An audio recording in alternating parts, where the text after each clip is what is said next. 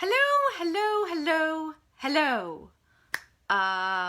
It is asking, Facebook is doing some interesting things with their interface, and here's the behind the scenes tip. I always go to a private group and attempt to test all of my technology first so that I am not always talking about how terrible this interface is.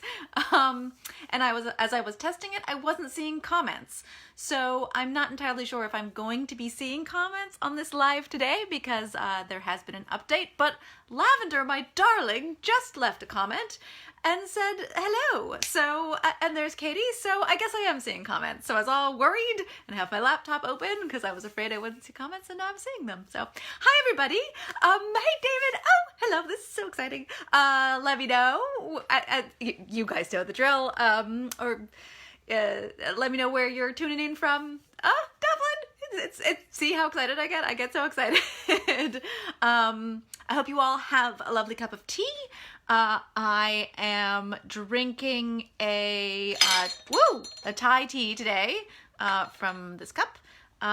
It has no milk in it. It's just a Thai black tea, and it's delicious, and I'm very happy with it.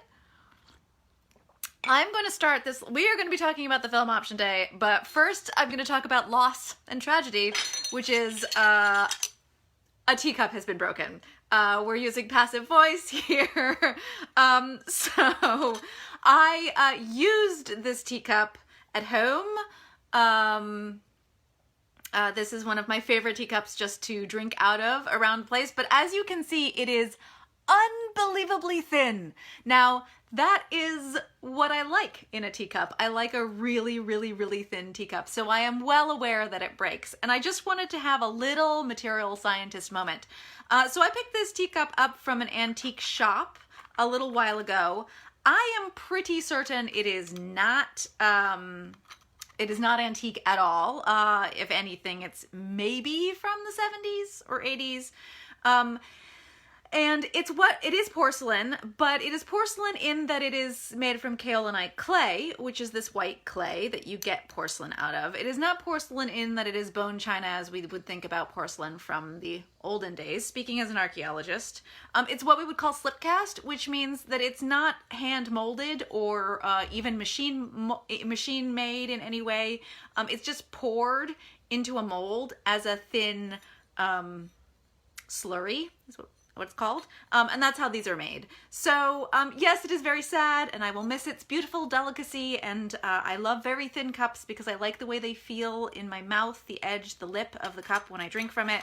But I am mourning its loss, and we are all saying goodbye to the lovely teacup. I think one of the things I've learned to do in old age is to kind of, I guess, thank inanimate objects for their service and then let them go, and know that I have plenty of other teacups, including the one I am currently drinking from, and there will no doubt be plenty more teacups in my future. So I do not need to be sad. I actually kept the saucer from this teacup because it is a full-size teacup, and I have a demi-tasse teacup that is the same color profile. But the demi-tasse which are the little tiny teacups, have smaller saucers. So I can use the larger saucer from this teacup and pair it with the demi-tasse to get a 1 cup 2 saucer combination, which I love because then I have something to have a nibbly bit on. So, which is what I've done with this saucer, which used to belong to a different teacup and sort of goes with my current one. Anyway, right, which brings us to this, which is my nibbly bit for today, which is, I know it doesn't look like anything exciting, but could I just tell you, this is the greatest cookie ever created by humanity. It is a macadamia nut white chocolate and cranberry cookie, and I know, I too generally avoid cookies that are a little too close to trail mix for comfort. But this cookie, for some reason, is one of the great gifts from the pastry gods. I love it so much. This tiny nubbin of cookie that looks like a baby biscuit or a scone or something. Yeah, they're like, if you get a chance, try a soft, chewy macadamia nut, cranberry, and white chocolate. Ah, they're so good. Okay, let's talk about the movie, shall we? That was your like, Gail talks about things that only she and you really care about, and now we'll talk about the serious business of Hollywood, or not so serious business of Hollywood. So I have your questions. Many of you have asked questions ahead of time, and then you can prepare and get your questions ready, and then I'll ask you to start dropping some questions in the feed. But for now, don't ask me any questions, because I'm not going to really pay attention to the comments until I get through the ones that people have asked ahead of time. So, film option. So I have a post out there, which I urge you to read, perhaps after we're done, called An Option Does Not a Movie Make, where I talk about what actually an option means. And then I also have a post out there where I announce the film option, but we'll go over that a little bit.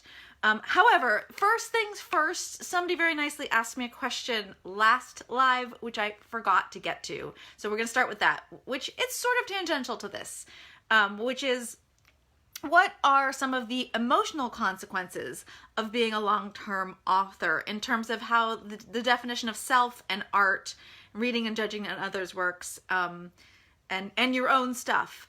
And I think this is kind of a little bit like the broken teacup. I've talked about it before, but in terms of my own stuff, I very much struggle to go back and read things that I wrote a long time ago, including something like Solace, which is over 10 years old now. So yes, I think there are kind of emotional consequences to being an author over a longer period of time. One of those is an emotional distancing from yourself.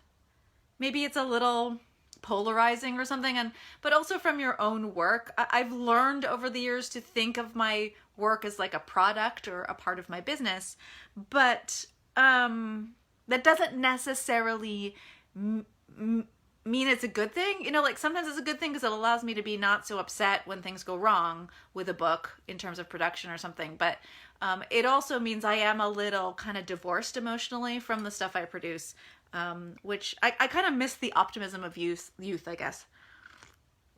I'll give this question a little bit more thought, and maybe we'll loop around back to it if we have more, psychological, emotional underpinnings to discuss towards the end. The other thing that was asked in the ahead of time, when we're gonna jump into the film deal now, is casting for different for like if I were doing live action movie versions or television versions or whatever.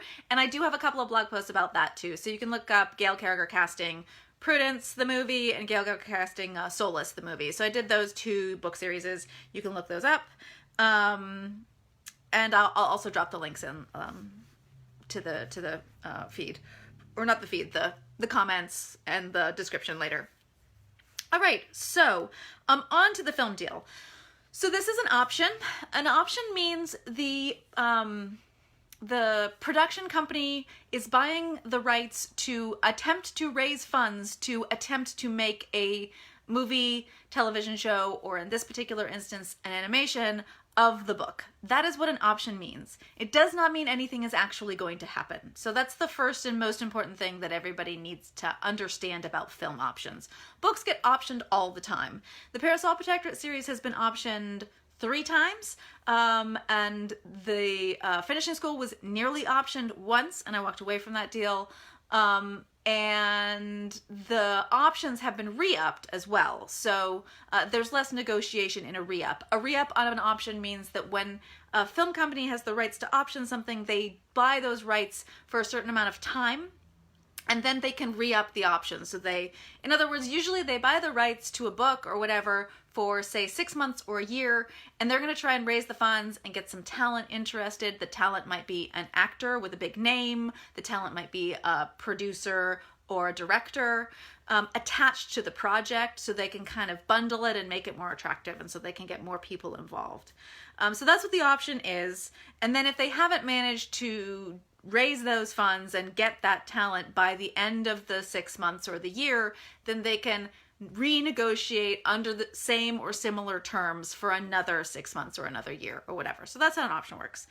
Generally speaking, an option for books, unless it is a big deal book that kind of everybody knows about, like Harry Potter or something like that, it's not a lot of money.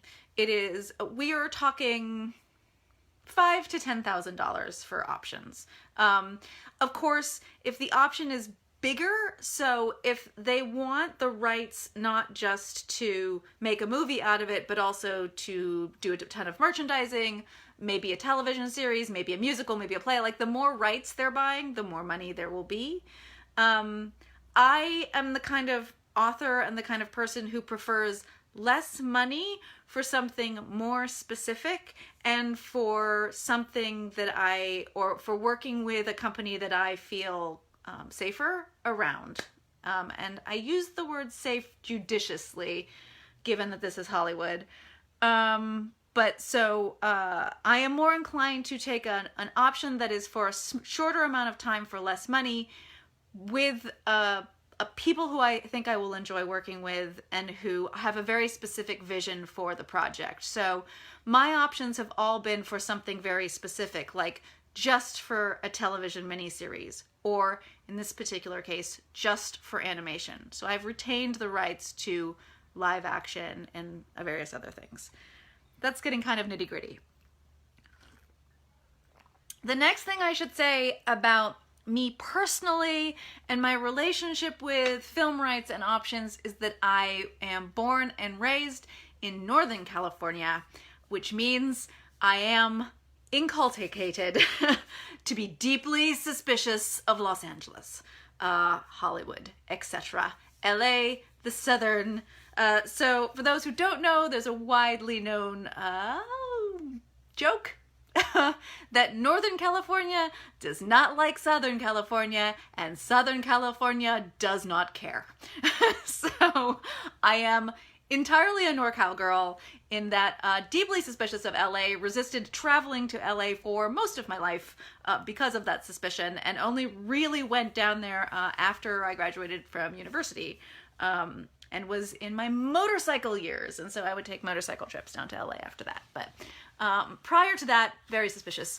And that has to do with, I don't know, sort of the aura of the sort of hippie, coastal, elite, intellectual that is the Bay Area versus the perceived overly polite, slightly plastic falseness of Hollywood.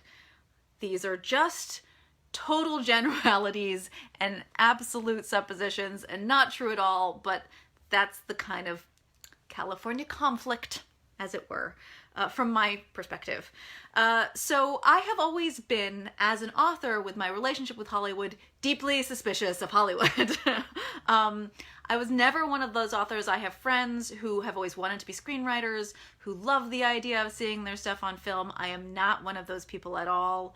It's never been something that was an end goal for me as a writer. The book is the end goal. I've talked about this a lot as well, which is that makes me very not precious about my work. When I sold the rights to get the graphic novel adaptation, the manga adaptation done of the first 3 Parasol Protectorate books, I did so very hands-off. So I had the right to sort of look at those pictures and say yay or nay or whatever, and we talked about characters and what it should look like and stuff like that, but I was really not involved that much. And that's because I feel like the manga is a visual adaptation of my books, and if you want to read my vision, you read my books. If you want to read an artist's interpretation in a stylistic way of my book, you read the manga. And that's how I feel about movies and television shows and adaptations. So if you want to see what my stuff looks like on film, then maybe someday you'll get to see what it looks like on film. If you want to know my personal feelings on these characters and stories, then you read the books. That's why I wrote them. So I'm really not precious about my stuff. And I feel this way like about other people's adaptations too. Like I will get into long intellectual discussions on what a fantastic adaptation I think the Studio Ghibli's version of Howl's Moving Castle is. And I love the original book. I love it. It's one of my favorite books. And the movie is not that like the book. They're quite different from each other, but I love that animated adaptation. I think it's wonderful. And I think the key word is adaptation. These are not direct copies into a different media. They are adaptions. So they need to adapt to the new media. Excuse me. It is high pollen season and woof, woof. So the first question then is, will it be live action or animated? This particular deal, this particular film deal, and film is just the moniker we use, is for animation only. And it is with Frederator Studios, who are part of the WoW Collective. And they have done Adventure Time, Castlevania, Bee and Puppy Cat, and a few other things. So that is who this deal is with. It is going to be for a grown adult audience, I think, focused. My stuff is quite gentle, so it could probably usually also serve for a younger audience as well. But it is not going to be Adventure Time style kids show. So that is specifically what I know about the deal itself. Do I have a preference for animation style? No, I do not. But I do like stylized animation. I do enjoy animation that has a real point of view and has its own artistic vision to it. Like anime or, and this is partly because I come out of 90s comic book reading.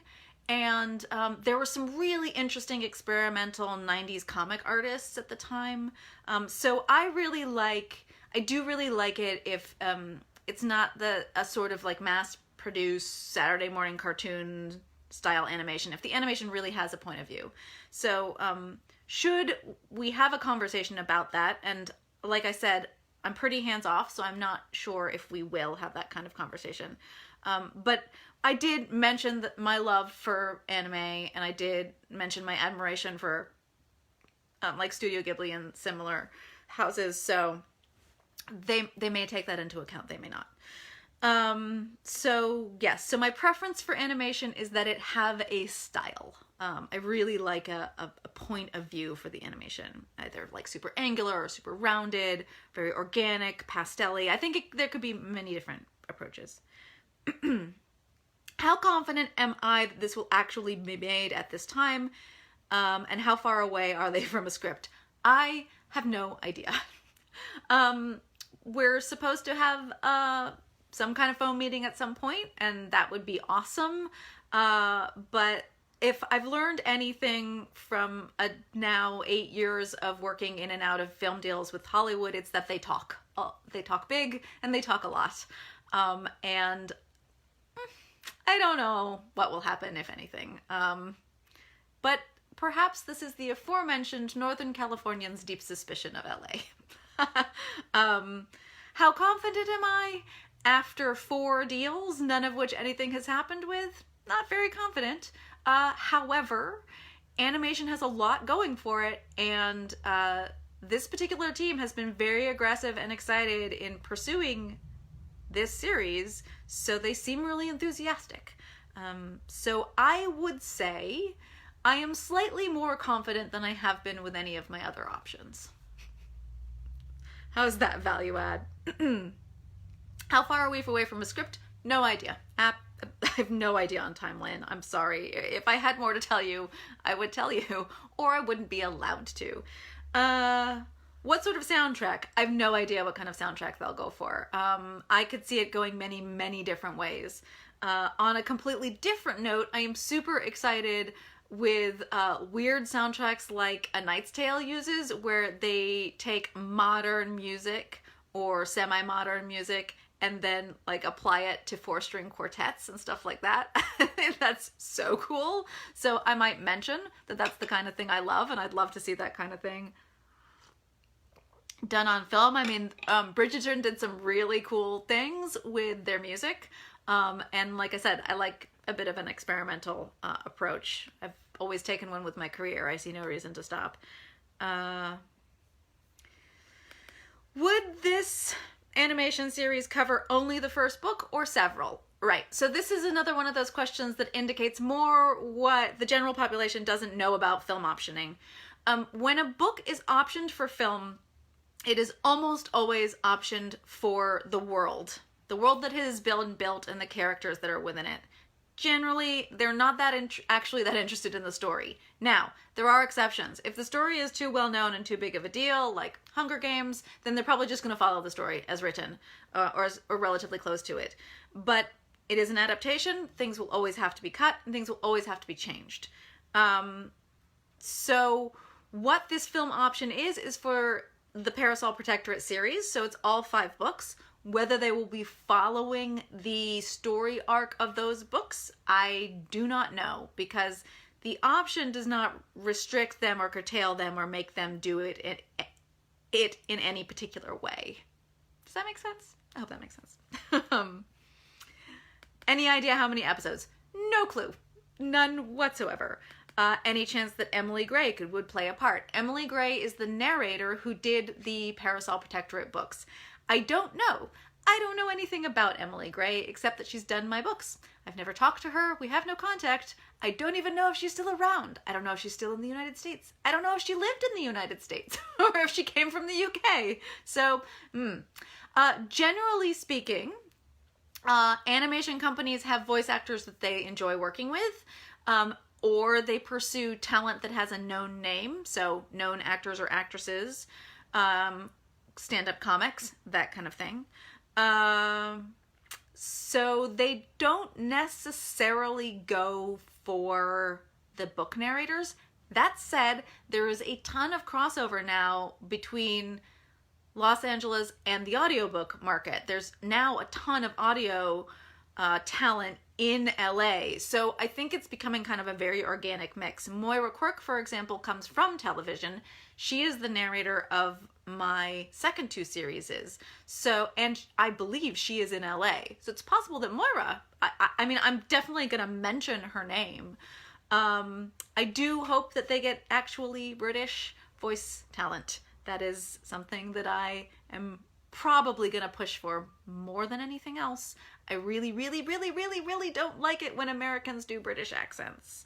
I am terrible at it myself, but that doesn't mean I can't hear all of the inaccuracies that Americans always do. Yeah, that is the one thing I would really like, and I will really ask for. I mentioned that I thought that they were charmed by the manga. All right, this comes from the blog post where I talked about the announcements. What I said was that my film agent was charmed by the manga. That is not necessarily the production house. I don't know if the production house read the manga. I assume that they did. Generally speaking, before you buy a property, you do quite a bit of research into it. I would assume that part of that research was looking at the manga adaptations of my books, because a manga is, or any graphic novel adaptation, is basically a storyboard right there. So I would be shocked if they hadn't read it. But I don't remember specifically having a conversation with them about it. It's possible that we did, and that was how we got onto the subject of Studio Ghibli, because I do remember talking with them about my love of manga and my love of anime, but I don't know if that was them bringing it up or me bringing it up. However, I can say with confidence that my film agent and I talked manga. That's one of the reasons that we are together now. That's Angela. We'll talk about that in a little bit. All right, next question is a creative question. What is one thing you think they will change? Probably superfluous characters. Generally speaking, when you get an adaptation, they're going to cut down on how many speaking roles there are and extra characters. You don't want to visually confuse the audience. So, you know, things like you might combine characters like Lord Alkodama's drones. Probably Biffy will be the only cast character amongst the drones who would speak. And I'm talking about this like it's actually going to happen. Be aware that I don't know if it's actually going to happen. So Tizzy and other drones that in the Parasol Protectorate books, I have as speaking roles as an author. They'll probably all of those lines would be given to Biffy, so that he kind of would represent for the drones, and they might like put in visuals of the drones, but they will cut down on how many speaking roles there are. And that's just for casting reasons, for money reasons, for SAG reasons, for all those sorts of reasons. But also you want to streamline for movies as much, or for visual as much as possible, so as not to oversaturate and desensitize the audience with too much activity. So that is something that I am confident would be changed.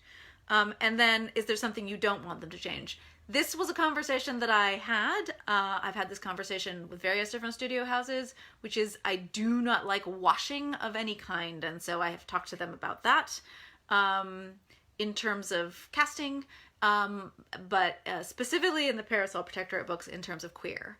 So I do not like it being made, everything being made straight, shall we say. I also talked to them about ensuring that the humor aspect was kept in, because for me that's really important. It's really important for me that it be light and happy and upbeat. We have enough depressing, sad things on the screen and in our lives in general, and so those are some things that I've already talked with them about, hopefully not changing. But once the option is signed, they can kind of do whatever they want. I can't put a gag thing in my option. That's not possible. I don't have that kind of power. But I did ask them specifically. Then I have some questions about the business side of the film industry. Am I producing or consulting, and how much involvement will I have? This is something that we will have to have a further conversation with over the phone, I suspect. They asked me if I would like to screenwrite for it, and I said no. I don't think screenwriting is in my bailiwick, and I don't think it's a skill set I have, and I think it is a skill that you must learn and develop. So I don't want to do that with a project in front of the public eye. So I specifically was like, no, you need to get a writer's room and showrunners and all those sorts of things. I am not your girl for adapting, and I have had that in all of my film option deals. It's just not something I want to take the time to learn and turn myself into, partly because Northern California, Southern California, don't really want to move to LA and join that world. So I have what is called a producing credit on the deal. I imagine it's going to be a little bit more like a creative consultant. But again, haven't had a conversation, not sure. These are the sorts of things that kind of develop as things go on. At least that's what I'm assuming. Sorry, I'm jiggling the camera. Yeah, so how much involvement will I have? A little bit, probably, hopefully not too much, because I have more books to write, and I would rather be writing more books than pretty much anything else, aside from drinking tea and eating cookies. Which brings us to the next question. Will I be writing the script, or will it be based off of my material? It will be based off of my material. What is the proposed time frame for release? No clue. So that brings us to the announcement. What I'm going to do now is read the announcement and then break it down for you. So, Los Angeles, March 9th, 2021, Frederator Studios. That is the production house based in LA. A WoW Unlimited Media Incorporated. That is the parent company, which is based in Canada, has acquired the rights to develop a new original animated series. The new and the original apply to the fact that my books have never been on the screen before. Does not apply to the fact that they are going to make an entirely new or original script independent of the books. There's some confusion over that. It just means that no one else has made anything from this creative intellectual property before. Based on New York Times bestselling, award-winning steampunk urban fantasy novel series, The Parasol Protectorate by moi. That means they have the rights to do all 5 of the books. Then there's me saying something pithy. We can skip over that book. There's some accolades about over 1 million copies in print, which we might be into 2 million at this juncture for the Parasol Protectorate series. Translated into more than a dozen different languages. I counted finally, it's 18 languages, and turned into graphic novels. The manga. New York Times, yep, USA Today, bestsellers, and Kirkus reviews. That's all the accolades. So they're talking about why the books might be worthy of Hollywood's attention. Parasol Protectorate is wickedly funny, addictive, and refreshing paranormal lunch with incredibly exciting, wonderful addition to the animated space, says Frederator CEO Michael Hirsch. Michael Hirsch is the guy that initially reached out and was interested, and he's the one we've been negotiating with and talking to for most of the deal. And then, so that's why he's been quoted. Incidentally, it took over a year to negotiate this option. That might have something to do with the current state of the universe, or it might just be the way these things go. Frankly, Soulless, the original book negotiation, took over a year. Sometimes these things just take time. And then they say, set in anachronistic Victorian London, the Parasol series versus the series exploits Alexia Terabati, who finds herself caught in the mystery concerning London's paranormal high society alongside a gorgeous Scottish werewolf, Lord Macoon. They misspelled his name. I did correct that. They sent the press release. A press release like this is sent around to all the parties involved, and I usually, like I said, very hands-off. But I am a writer, so I do usually go in and make sure they have Oxford commas and they have spelt my character names properly. They just, they sent the wrong version to press, obviously. They didn't send the final version. And then at the bottom of the press release, it says about WoW. WoW is the leading animation-focused entertainment company, blah, blah, blah. And they talk about Frederator, which is the subsidiary of WoW. One of the reasons this deal took so long is during the process of the deal, Frederator was acquired by WoW, and we were in negotiations with Frederator, so then we had to see if WoW was also still interested in the middle of these negotiations, so that's one of the extensive things. Then they talk about some of the stuff that Frederator has done, the Fairly Odd Parents, Adventure Time, Castlevania, Bee and Puppy Cat, etc. And then it talks about moi. And then at the very bottom of the film deal, it says, Carriger is represented by Angela Chang Kaplan of Chang Kaplan Company. That is my film agent. That's Angela. She's awesome. She is my third or fourth film agent. I've been through a lot of film agents. It is not uncommon for writers and others in the entertainment industry to change agents regularly.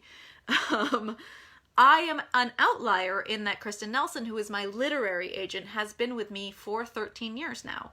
And I have a wonderful relationship with her, and I'm so glad because I've seen many, many author friends switch agents, and it's not fun. But I have switched film agents various times, and eventually ended up with Angela, and I really love her, and I hope we get to stay working together. She's great. And then it continues, Kristen Nelson of Nelson Literary Agency, so that is my literary agent. So I have a film agent and a literary agent. And it is just a good idea if you really are active in trying to pursue film to have a film agent, because there is a lot of, in Hollywood, there's a lot of glad handing and meeting and greeting, and it's a lot of networking and who you know and all those sorts of things. So that's why I have a film agent. And then Wayne Alexander of Lawrence Films and Leibowitz LLP. Wayne is my IP lawyer. I love Wayne to death. Wayne I have had the whole time I've had Hollywood deals. So Wayne and I have been together for about 6 or 7 years. And basically Wayne is just there to look over the fine print and make sure the deal is good. Wayne and Kristen have worked together a very, very, very long time, my literary agent. He's done a lot. Incidentally, Kristen and Wayne were part of the team behind Netflix's Bird Box. The author of Bird Box is one of Kristen's other authors, and so that is a deal the two of them have worked on. When I went down to LA to have my first kind of LA meet and greet sort of thing, it must have been 2013 or 2014, Wayne was talking about Bird Box. So that tells you how long it takes for these things to be made. Sometimes it can just take forever. So, yeah. So that's film. Whew. A half an hour of me gabbling about the film industry. Now, If you've asked any questions before now, I will go back later at the end and take a look and see, but otherwise, please ask them now. Just type it again or ask a new one or what have you, and we can continue to talk more. We can talk more about film industry, or we can talk more about work and life right now, or tea or cookies, whatever you like. So my experience with the film industry is not huge. I've been tangential to it, but I've never like been on a set or anything like that. I have plenty of friends who work in and out of Hollywood, but mostly on the writer side. So I don't know a ton about the Hollywood industry. Doc asks, when you're asking a question, please remember to put a question mark at the front of the comment so that I know that it's for me. But Doc asks, would I care about animation with skin tone differences and have different voice actors from different countries? That's a good question. No, I would love a diverse voice cast. I will be pushing for that as well. But like I said, the author doesn't have a ton of power at this point in the process. But I think that would be great. And it's certainly possible that they can move origin stories for different characters, like the vampires and stuff, from different parts of the world. I think that would be cool. I don't mind if they, update and tinker with the, cast in order to accommodate a more exciting and diverse voice talent. I think that would be awesome. It's just American accents that I don't like. Except for Mr. McDougal, of course, who's American. Eddie wants to know how they can help me with funds. That's adorable. Crowdsource. I think, Fred Reader and WoW have money, or they wouldn't have bought this, and they intend to, put it into production, I hope. If the point comes to like crowdsourcing or something, that would, I'm sure they would activate me on their behalf, but I don't know that they would do that. And I think part of it is kind of like I'm very much talking out of the ether here, but it's kind of like an investment strategy in a strange way. Like, yes, they need the money, but also if a big name actor or additional company or venture capital firm or something steps forward with the money, it means not only are they excited about the project, but it means they're going to put like marketing clout and stuff like that behind it. It's a little bit like when you sell a book to a big publisher, you get an advance. But what's more interesting is how much money the big publishing house puts in at the back end for your marketing. That says a lot more about how much faith they have in the book. Yes, the advance is important, but like from a mercenary perspective, what the marketing budget is actually says a lot about how they feel about the success of the book. And again, it has a lot to do with their opinion on the market and what the market will bear and how interested people are going to be in it. And that is kind of what raising capital and raising funds is in Hollywood as well.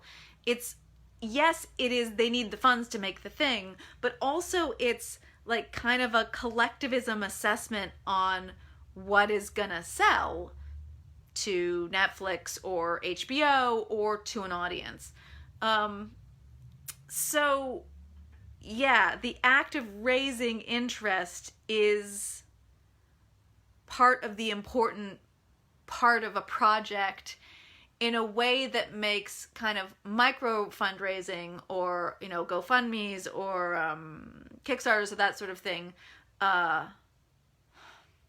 differently valuable. I don't know how else to put it. So, yeah. Lavender asks, I mentioned a film agent. Does that mean that the movie rights are yours as opposed to Orbit? Yes, it does. What a good question, Lavender. So, I'm going to say an absolute, and I don't like to say absolutes, but I'm going to say an absolute. If you are an author, never sell your movie rights to your publishing house, ever, under any circumstances. That is a terrible idea. It is, in fact, the worst idea ever. Don't ever do that. Never sign a contract with a publisher for any reason where they are taking your movie rights away. You should be absolutely unequivocally able to strike that out of a boiler point from a boiler contract from a publishing house. I cannot emphasize that enough. Never sell your movie rights. Never sell your visuals or your merch to a publishing house. Period. End of discussion. Don't do it. Don't sign the contract. It's not worth it. Ever. Okay. How's that? Yes. That's what that means. I reserved all of my non-print media rights when I sold to Hachette, in all circumstances. So merchandising rights, other adaptation rights, like a graphic. So when I sold for the manga, that was a separate negotiation. Musical rights, performance rights, all of those sorts of things. I reserved all of those rights because you should, and most authors do. All authors should, most authors do. Publishers are used to this. Don't let them tell you otherwise. You should retain as many rights as you can. There are bigger named authors right now who are holding on to, for example, their audiobook rights. That is becoming increasingly difficult. I did not do that with my books, which is one of the reasons when you have a hard time getting the Parasol Protectorate books, like in England or what have you, there's not a whole lot I can do about it because I don't have any power over those. I sold those rights away. But hold your movie rights, hold your gaming rights, for goodness sake.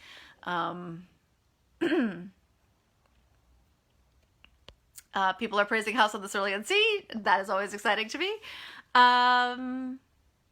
Robin wants to know if I'm excited about the Steampunk Community Pound. So for those who don't know, I'm participating in a steampunk event tomorrow. It's ongoing today as well, called Steampunk Community, with a T-E-A, run by Madame Askew and the Grand Arbiter. And yes, I'm having 2 panels tomorrow. I'm very excited about it. We're going to talk about comedy in steampunk, and we are going to talk about Victorian food and recreating it in the modern day. Those are going to be fun panels. You can find out the information. Yeah, somebody will pop it into the comments because there's somebody here from there, I'm sure. But it's on their Facebook page and stuff. I'll post it as soon as I'm done. So that's going on. Yes, I'm excited about it. I'm always excited to talk to the steampunk community. It's always a lark. Jolene, I'm sorry if I mispronounce your name. I am a reader. I can't pronounce anything. When I signed the original contract for Soulless, did you release the film rights or did you retain them? We already got that one. I retained them. Can I share any writing ideas that I'm excited to work on? No worries if you don't want to speak about anything. I do talk about what I am currently writing in the newsletter. Partly that's because if I'm not finished with something, I don't want people to get super excited about it because I'm a writer, so it always takes longer. And so I feel like I'm disappointing you if I talk about a project that I'm working on, but it's nowhere near completion. But I don't feel that guilty about talking about those sorts of things in my newsletter. So I will talk about what's going on in my newsletter. I will say that my agent has a completed or semi-completed techno fantasy. Which is basically a technology advanced world where the technology is so advanced it's almost magical. That's how I define techno fantasy. Think Darkover if you're old like me. So that's done and sort of in process. I don't know whether my agent will like it and want to take it to a traditional publisher for a YA. I think that's not likely, but so that's something that's kind of in the works. I'm about to finish the next Parasolverse novella, so we'll announce what that's called and who it features in the Parasol universe. It's another of the Delightfully Deadly books, so it'll be one of the Finishing School characters. And I am most of the way through the first of, I think, a 3-trilogy sci-fi in the Tinkered Stars universe that is maybe YA-ish. It's definitely younger tonally. So it's not like super sexy or anything like Fifth Gender, but it is in that universe, and it is basically aliens want humans for their K-pop. But it's more complicated than that, okay? But it's kind of about an alien entertainment industry that is based off very, very, very loosely based off of the K-pop music industry. So that's what I'm kind of working on next. But I think that one might be a little while before it comes into the world. Katie asks, should we all do a Muppet movie style road trip? Everybody, let's invade LA. Can you imagine? Isn't that kind of what... No, I'm not going to go there. That would be so funny if a bunch of steampunkers invaded LA and we're like, we want this thing. We want this animation to happen. We have no idea how it works, but we want it to happen. Brittany asks if I'm excited. I am excited, but the thing is about a film deal is I've been through this many times before, but also it takes so long to negotiate. Mer Lafferty talks about this, and I should be writing that, like, and like with all with the book deals as well, like by the time the announcement actually occurs, you're like, well, I was excited, but 6 months ago, and now I'm used to it. Now it's just life. But yeah, I am excited. I have said from the very, very beginning, like well before I knew that anything like this was even a possibility, that I think my universe in general is best suited to animation because it is so expensive to produce live action. It would be so hard to get it right because there's so much CGI, plus it's historical, plus it's remote location because, you know, London or further afield. So yeah, I've always said that I thought animation would be a very good marriage for my books, and I'm like truly deeply excited that an animation company is interested and stepped forward. And I think Frederator does really great work. I think their animation is straight up fantastic. I mean, I followed the Bee and Puppycat thing. Like, I remember when Bee and Puppycat was first like hitting the waves as a meme, you know, and Frederator then picked it up and made something happen out of that, which is great. So they have worked with independent artists before. And yeah, I mean, Castlevania had that stylized thing going for it that I talk about that I really, really love. Like, and they're strategic and like they have a point of view, right? Castlevania was for grown-ups. Adventure Time is for kids. They seem to know how to do those sorts of things, how to do that kind of targeting and focusing, and I like that about them. So yeah, I am excited. As I said on my blog post, I would not have signed the deal if I didn't think they could do a good job, and I think they can do a good job. We just have to hope that it actually happens. Robert asks, what's the scope of the characters to be included in the deal? The finishing school characters are not included except those ones that are crossover characters. And this has been a problem, actually, with Hollywood and film and my deals in the past because I have so many crossover characters. And on the DL or not, however you care to look at it, there is a reason that in the finishing school books, Vive is always just referred to as Vive. And in the Parasol Protectorate book, she's referred to as Genevieve LeFou.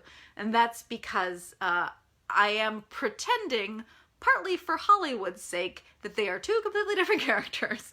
And then, of course, I have to use Lord Alkodama and everything, and that just messes everything up. So it's almost like you kind of have to option my whole world because, frankly, the finishing school characters are sort of in all of the Parasol Protectorate books. They're just very much in the background, but they are very much like manipulating everything, as you all have come to find out. Sorry, spoilers.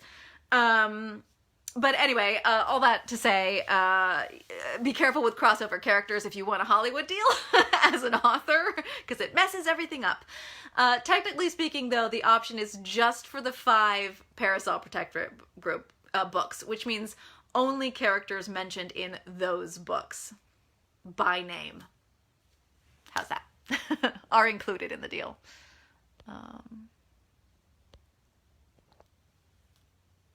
We are crowdfunding Solus the musical. Can you imagine? Am I doing more than one panel tomorrow at the virtual steampunk convention? I am. I'm doing one in the morning.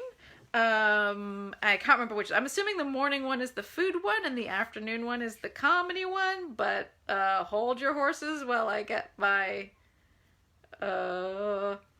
thing open.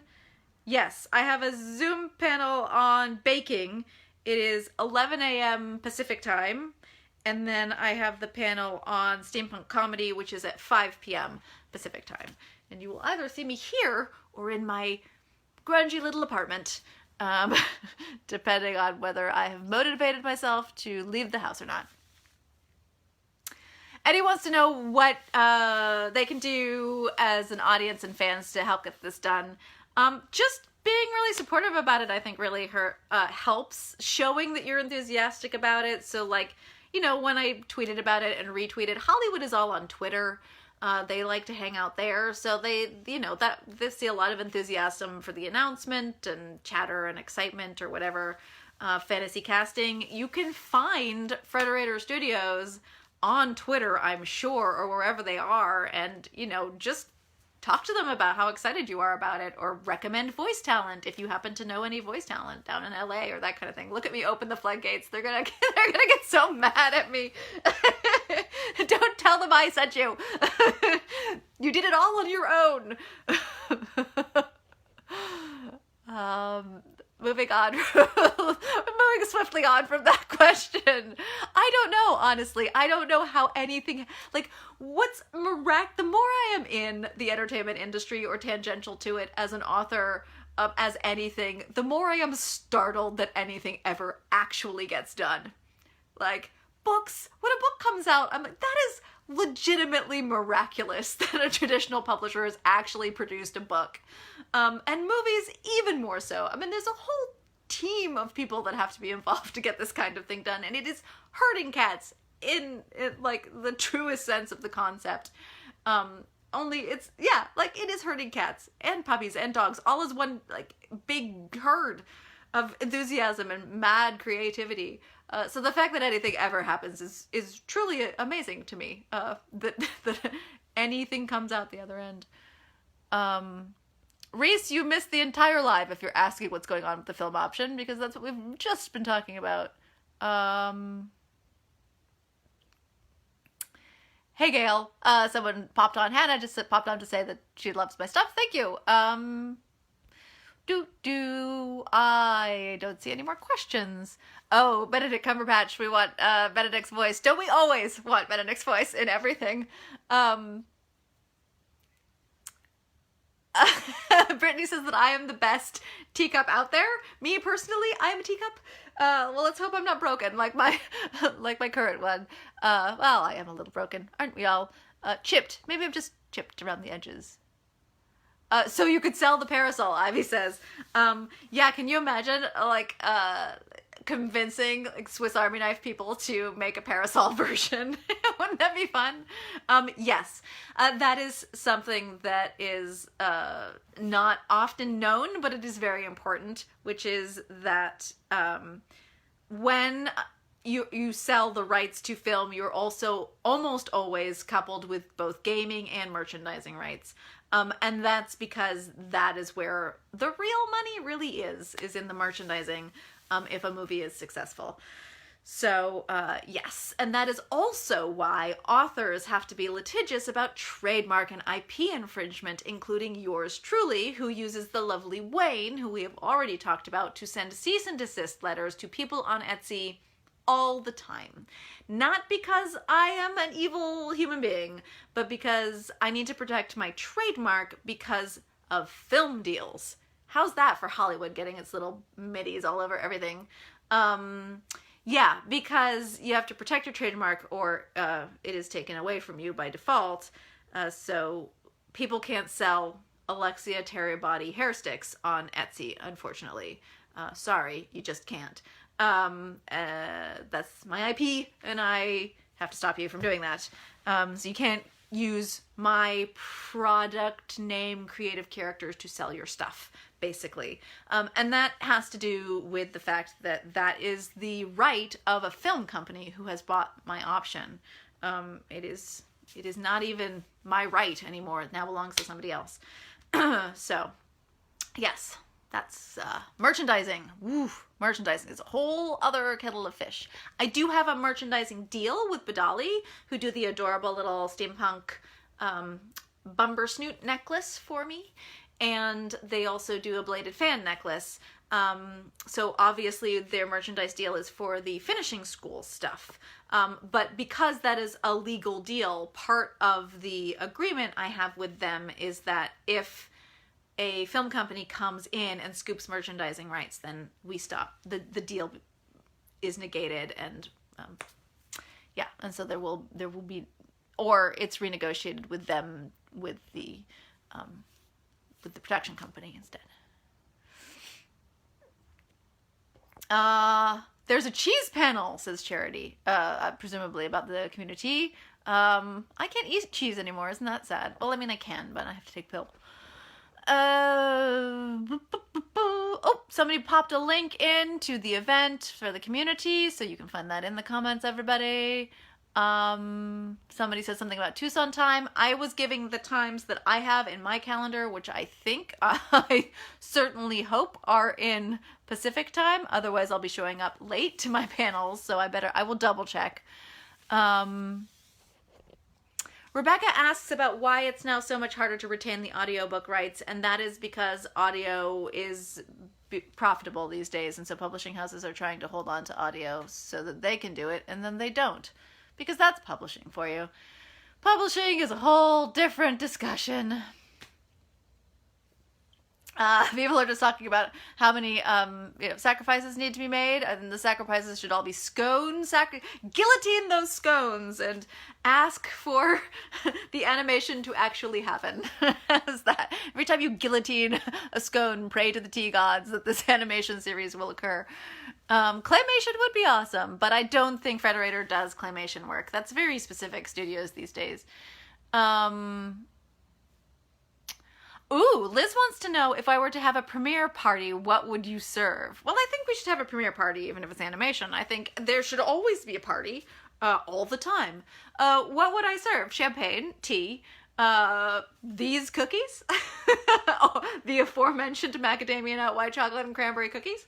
Yeah, those, treacle tart would have to be there. Lots of food, all the food, all tiny, just tiny, gorgeous, nibbly bits.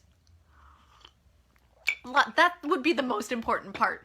I'm going to segue really briefly too. I went to a Hugo Losers Party, which is the big party that happens after the Hugo Awards ceremony at Worldcon Sci-Fi Convention. It's like a big industry party, and there's all sorts of famous people there, you know, like famous people there, and we wander in, me and the besties, and it's a fabulous venue, and it's amazing, and there's dancing happening, and there's a band, and it's great. And what does Gail do? Gail, like, zeroes into the back corner of the room where there are seriously epic numbers of teeny tiny desserts. Like, little tiny cheesecakes, and little tiny pecan pies, and little tiny trifles, and little tiny mousses, like mousse. Sorry. Yeah. That particular party, all I remember is the teeny tiny desserts. So, teeny tiny desserts. I love teeny tiny desserts more than anyone else, because then I can try every single dessert. That's why I love them. Every single one.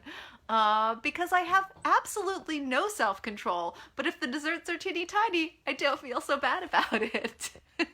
So that is what the premiere party would serve. Teeny tiny desserts.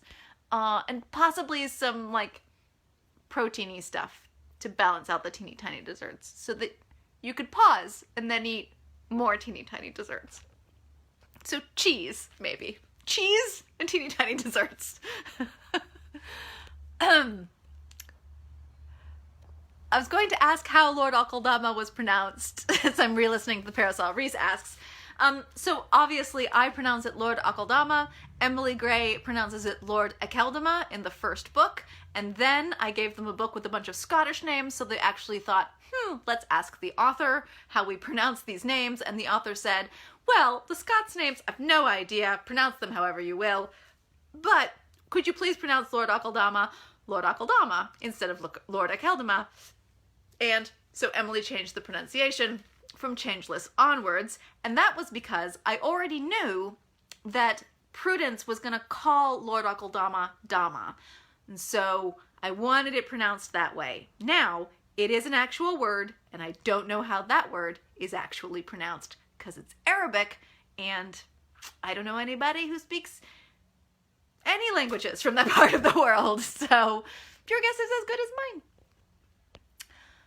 But yes, if that was what you were asking about with Lord Alkodama, that's what's going on with the pronunciation. Aforementioned writer and a reader never know how anything is pronounced, constantly mispronouncing things. Plus, it doesn't help that, like, I spent quite a few years getting educated in the UK, and my mother is British, so that influenced the way I say things. And so all of a sudden, I'll come out with a word like aluminium, and people are like, what is this American girl mocking us for our British accent? And it's just that I learned how to pronounce it that way. Sigh. We must be ending the live because I'm getting punch drunk. Lavender S. No more questions, everybody. We're going to get through these last ones real quick. And then more tea. Are we presuming that this will be a series? Yes, we are presuming it will be a series. How many seasons it gets and how long a running series and how many episodes, we don't know. But yes, I am assuming it's a series, not a movie, or a single point or a mini series or anything like that. I think it will be a series for the film deal. Oh, this is the time where Gail hums when she's looking through comments. If you were going to start reading your books, where would you suggest someone start? Start with Soulless. I always recommend people start with Soulless, unless you are a particularly big fan of the young adult genre, in which case you should start with Etiquette and Espionage. But you can Google Gail Carriger reading order and suggestions will pop up. Will there be a line of octopi for person? Get your sentient cephalopod here. Does that mean that the jewelry that's been made in the past may end? Not under these sets of circumstances, no, because the jewelry merchandising rights are for the finishing school books, and the animation film deal is for, or the animation series deal is for the Parasol Protectorate books. So for now, the jewelry for Bombersnoot and the Bladed Fan is still available, and that should not change unless I get a deal for the finishing school books. Can you still, my merchandise you can absolutely get. The shirts and things like that, like I own that merchandise, including the images and stuff like that that I had created. So like if you want the Alexia t-shirt with the octopus frame and the cameo and that sort of thing, yeah, you can always buy those. If something does happen and they start to produce, you know, like if the animation series occurs, it's really popular, people want t-shirts, then I will take down my t-shirts, I will take down and they will put up their own versions of them. I'm assuming that's what would happen. What kind of tea? When you're feeling poorly. Oh no, that's tragic. Well, my stepfather is Jamaican, and so ginger tea is a real restorative. But that's, for me, that's sort of, if your tummy is a little dodgy, or mint the same way. And chamomile if I'm just feeling low. But if I'm feeling kind of cold sick or achy sick, I really like hibiscus. And these are all tisanes, like not I don't drink black tea if I'm sick. But I'm a big fan of hibiscus tea, but I like really sour things. So, or, you know, I just make myself a toddy, especially this time of year where there are fresh, well, I'm in California, but there are fresh lemons everywhere. The trees are just like groaning with lemons. So I will just squeeze half a lemon, which is like a tablespoon of lemon juice, and a little bit of honey into hot water. And I know that sounds banal, but it's actually really delicious. So that's one of the things. And then if you're feeling like you need a little pick-me-up, you put a slosh of brandy in it, of course. But that's a hot toddy from my childhood. But I don't need the booze. I just have it with lemon and honey, and it's delicious. Would I ever consider setting a book or a series in the Regency era? Yes, I'd like to maybe someday write Alessandro's story. Now, he is an anti-hero, and he has a tragic end, so it's not really my style as an author, and as with reader expectations. But I kind of love Alessandro as this sort of trickster character, and I think it'd be fun to write. And he is by default set in the Regency era. So if I were to write that era, it would be probably that character. But, you know, I'm open to other options. I just don't like the fashion as much. That's why I haven't really said anything in the Regency era. I'm not as into the clothes. Sorry. I'm a deeply, deeply shallow person.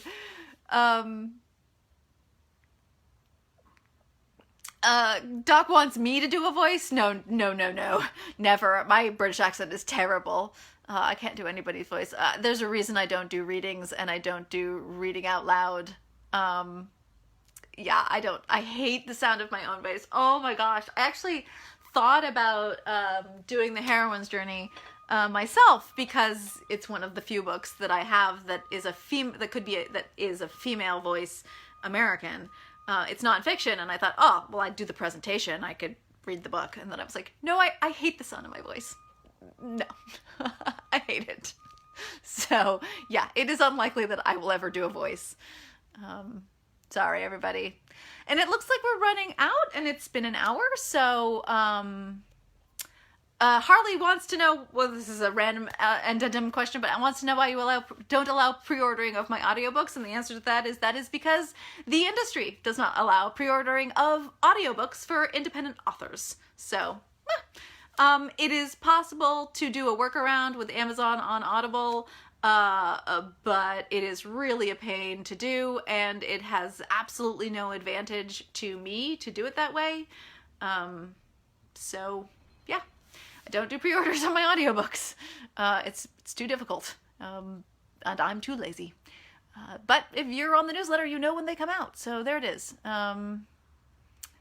And most of the time, they do eventually come out. Although I have to say, I am getting a ton of returns on Enforcer Enigma, and it is for audiobooks, and it is making me seriously consider not doing audio for the San Andreas Shifter series, because already those audiobooks are incredibly expensive to produce, and if people are just going to listen to them and then return them, why should I bother? Frankly, how's that for an annoyed author answer? Yeah, don't return your audiobooks. It's a real crappy thing to do to authors, because you know who doesn't get paid? We don't get paid. That's who doesn't get paid. Amazon still gets your subscription fee on Audible. We don't get paid. Oh, I'm not bitter. On that note, we should end on a positive note. Does anybody have a happy question? Animation digital is great. Audio is insane. And I hope everybody comes to community tea tomorrow. I hope everybody is having lovely tea and delicious cookies. And yes, give me a recipe for pickled shallots. I need a good recipe for pickled shallots. And I love you all very much. And I will talk to you on the next live. Who knows what we'll be talking about then. But hopefully you'll tune in and it will be fun. Bye, everybody.